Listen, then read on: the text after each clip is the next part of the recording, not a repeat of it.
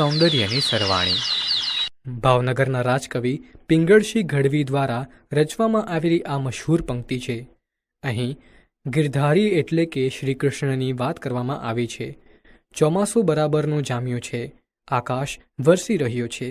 વરસાદના આગમનથી મોર કડા કરીને નાચે છે. દેડકા ડ્રાઉં ડ્રાઉં કરે છે. વરસાદમાં બાળકો પાણીમાં છબછબિયા કરે છે. તો ચાલો આપણે આવી જ મજાની પંક્તિઓ જોઈએ.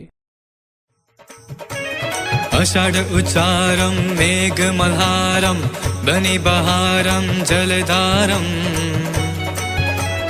દાદુર ડકારમ મયુર પુકારમ તડિતા તારમ વિસ્તારમ નાલહી સંભારમ પ્યારો અપારમ નંદકુમારમ નિરખ્યારી કહે રાધે પ્યારી મેં બલિહારી ગોકુળ આવો ગિરધારી રે જીરે ગોકુળ આવો ગિરધારી આસો મહિનારી આસ વધારી ધન દશરારી દર્શારી નવનિધિ નિહારી ચડી અટારી વાટ સંભારી મથુરારી રે જીરે વાટ સંભારી મથુરારી વૃષભાનો દુલારી કહત પુકારી વિનવીએ બારી બારી કહે રાધે પ્યારી મેં બલિહારી ગોકુળ આવો ગિરધારી રે જીરે ગોકુળ આવો ગિરધારી. આ પંક્તિઓમાં રાધાના વિરહની વ્યથા વ્યક્ત કરવામાં આવી છે. કૃષ્ણ ગોકુળ છોડી ગયા ત્યારથી રાધા એમની પરત ફરવાની રાહ જોએ. વિરહની આ તીવ્રતા વર્ષ ઋતુમાં ચરમસીમાએ પહોંચે છે. અષાઢમાં મેઘમલ્હાર રાગ ગવાય છે. જળવૃષ્ટિઓની શોભા બની છે. વરસીને સીમાડા ભરી દીધા છે. ડુંગરા લીલુડા બની ગયા છે. પરંતુ તમે તો મથુરામાં બેઠા પછી પાછા ફર્યા જ નહીં. આસો મહિના સુધી મેં આશા વધારી દશેરાના દિવસો ન દેખાયા. નવે નિધિના અન્ન પાકી ગયા તે જ્યોતિ અટારીએ ચડીને હું મથુરાનો માર્ગ તપાસું છું. વૃષભાનુની દીકરી પોકારીને કહે આવો ગિરધારી. પરુણા પર્જન્યના. ભારત દેશમાં 3 ઋતુઓનો અનુભવ થાય છે: શિયાળો, ઉનાળો અને ચોમાસું. ઉનાળાની આકરી ગરમી પછી ચોમાસું આવે છે. ચોમાસામાં વરસાદ આવે છે, તેથી તેને વર્ષા ઋતુ કહે છે. ગુજરાતી મહિના પ્રમાણે અષાઢ, શ્રાવણ, ભાદરવો અને આસો આ 4 મહિના વર્ષા ઋતુના હોય છે. આ બધી ઋતુઓમાં વર્ષા ઋતુ ઘણી ઉપયોગી છે. તે ખેડૂતોની પ્રિય ઋતુ છે. તો આજે આપણે વર્ષા ઋતુનું કેટલું મહત્વ છે તે સમજીએ. અત્યારે ચોમાસું ચાલે છે. આકાશે વાદળા વારંવાર ચડી આવે છે અને કોઈ વાર ગર્જના અને વીજળી સાથે તો કોઈ વાર ગર્જના વિના મેઘના જળ પૃથ્વી ઉપર ઉતરે છે. ધરતી માતા આખા અંગે લીલી સાડી પહેરવા લાગ્યા છે. પક્ષી ગાન તથા દેડકા અને તમરાના તીણા સ્વરોથી મેઘનું સ્વાગત દિવસ રાત ચાલી રહ્યું છે. અનેક પ્રકારના ઝીણા જીવડાઓએ નવજીવન ધારણ કરી આમ તેમ વિચરવા માંડ્યું છે. અત્યારે ચોમાસું ચાલે છે. આ ચોમાસાનું સહજ સૌંદર્ય છે. વરસાદ વરસી ગયો. નદીમાં પૂર આવી ગયા. પૂરના પાણી આછરી ગયા. નીતર્યા કાચ જેવા પાણીમાંથી નદીની રેતી દેખાય છે.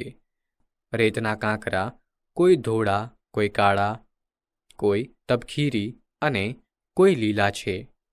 ક્યાંક મોટો પથરો પડેલો છે. પથરાની બંને બાજુએ પાણી જુદા થઈને વહે છે અને પાછા એક થઈ જાય છે. કોઈ ઠેકાણે રેતી ઝીણી છે અને પાણી સાથે તે સરસર તણાતી જાય છે.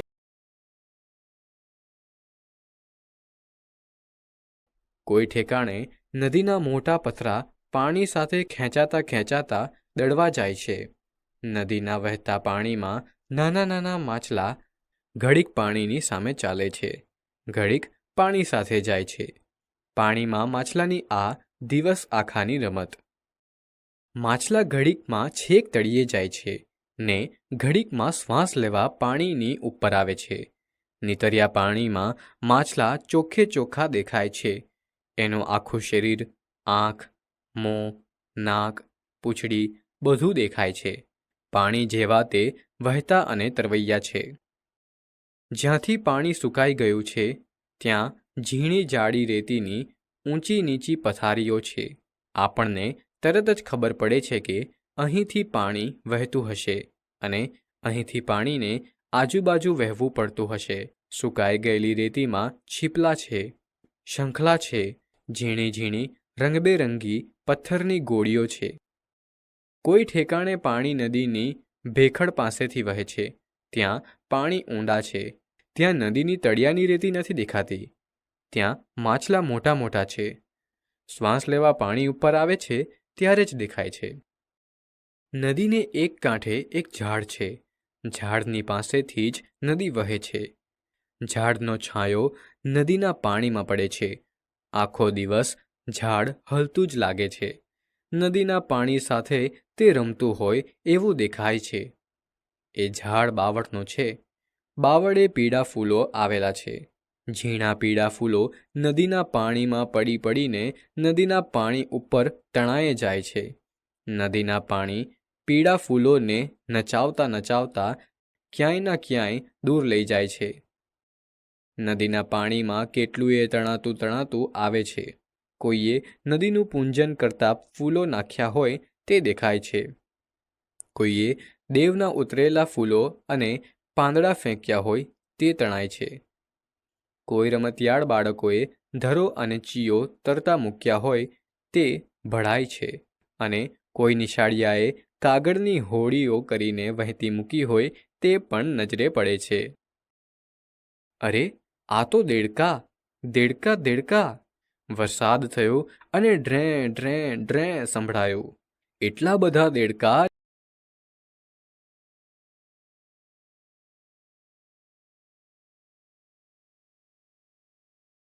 ડ્રે સંભળાયું. એટલા બધા દેડકા ને એટલો બધો ડ્રેંડાટ. આપણે એમ જ કહી નાખીએ એકાએક વરસાદ સાથે આકાશેથી પડવા હશે. ના, તેમ તો નથી બનતું. એ તો ભોંયમાં પેસીને સૂતા હતા તે વરસાદ દેખી બહાર આવ્યા ને ગાવા માંડ્યા. ભરવાડો, ભરવાડો, ભરવાડો! ભરવાડો એટલે દૂધ વેચનાર ભરવાડો નહીં. આ ભરવાડો બીજી, નાની નાની ઈયળ જેવી, રંગે ભરવાડો ઓઢે છે એવા ગરમ ધાબળાના જેવી જ. ઘરની ભીતે કેટલીય ચાલતી હોય, એક ઉપર બીજી, એમ ચાલતી જ જતી હોય.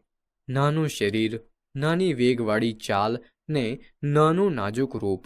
શહેરમાં તો કોણ જાણે દેખાતી હોય તો, ગામડામાં કે જંગલમાં તો પાર વગરની દેખાય.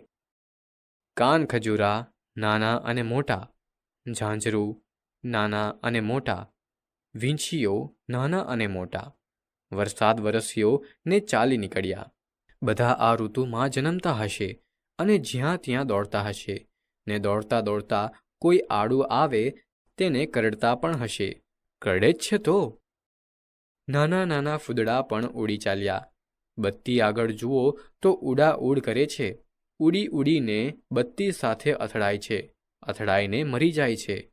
હમણાં જ જન્મ્યા હતા ને હમણાં જ બળી મુવા. બિચારા જીવો. વરસાદ વરસ્યો ને પાંખાડા મંકોડા દેખાયા. દિવસે ન દેખાયા પણ રાતે દેખાયા. બત્તી ફરતી ચાદર પથરાઈ. બત્તી ફરતા ઉડે. બત્તી સાથે અથડાય. અથડાતા જાય ને દાચતા જાય. દાચતા જાય ને મરતા જાય. બત્તી જ્યાં જાય ત્યાં પાછળ પાછળ જાય. રાત આખી બત્તી રાખો એટલે સવાર પડે ત્યાં મરેલા મંકોડાનો પથારો. થોડું જીવવા આવેલા ને થોડું જીવી ચાલ્યા ગયા. વરસાદ વરસ્યો ને છાણમાં, ખાતરમાં ને ગંદકીમાં ઈયળો થઈ.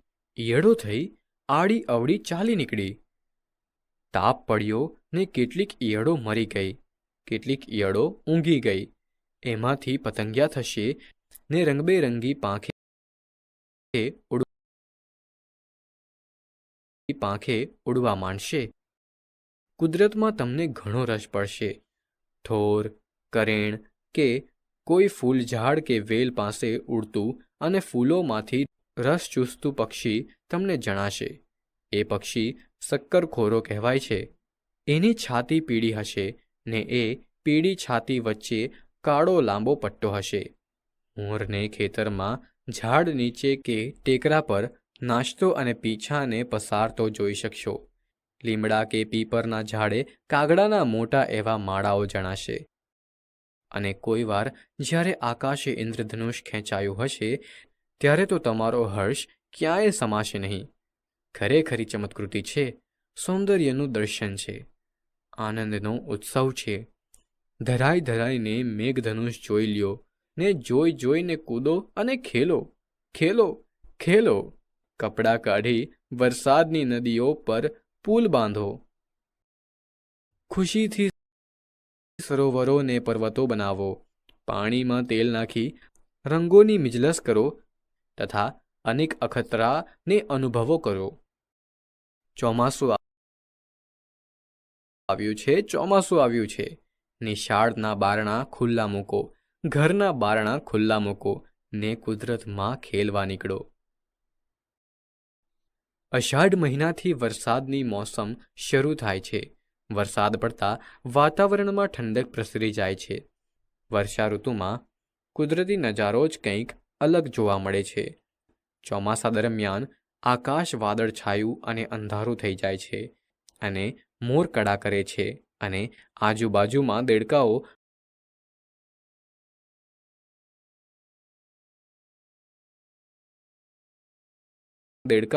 ડ્રાઉં ડ્રાઉં ડ્રાઉં નો અવાજ કરે છે. અન્ય પશુ પક્ષીઓ પણ ખુશ થઈ જાય છે. વર્ષા ઋતુમાં ખેતરો પાકથી લીલાછમ થઈ જાય છે. જાણે કે ધરતી માતાએ લીલી સાડી પહેરી હોય તેવું લાગે છે. ચારે બાજુ હરિયાળી ફેલાય છે. વરસાદ એ ઈશ્વરનું વરદાન છે. વરસાદ ન પડે તો દુકાળની પરિસ્થિતિ સર્જાય છે. આવા વખતે અનાજ, પાણી અને ઘાસચારાની અછત વર્તાય છે. વર્ષા ઋતુ ધરતીને શોભા અને સમૃદ્ધિ આપે છે. વર્ષા ઋતુ પશુ પંખી અને માનવીને ખૂબ ઉપયોગી છે. મારા ગામની નદી. સવાર સાંજના વાતાવરણમાં કુદરતે અઢળક કુદરતી સૌંદર્ય ફેલાવ્યું છે. કુદરતી સૌંદર્યનો આનંદ માણીને માણસ સુખ અનુભવે છે. આ સુખમાં વધારો કરતી અનેક નદીઓ ભારતમાં આવેલી છે. દરેક નદીઓનું સૌંદર્ય ખરેખર અદ્ભુત છે. સૂર્યોદય અને સૂર્યાસ્ત સમયે નદીનું પાણી રંગીન બની જાય છે, કારણ કે રાત્રિના નારંગી સૂર્ય નદીમાં સ્નાન કરે છે અને તેના રંગો ચારે બાજુ ફેલાય છે. માત્ર આંખો જ નહીં પણ હૃદય પણ વહેતી નદીના કિનારે સવાર સાંજના સુંદર નજારાથી ભરાઈ જવા માંગે છે. આથી લોકો સવાર સાંજ નદી કિનારે આવે છે. તો આજે આપણે નદીનું મહત્વ વિશે સમજીએ.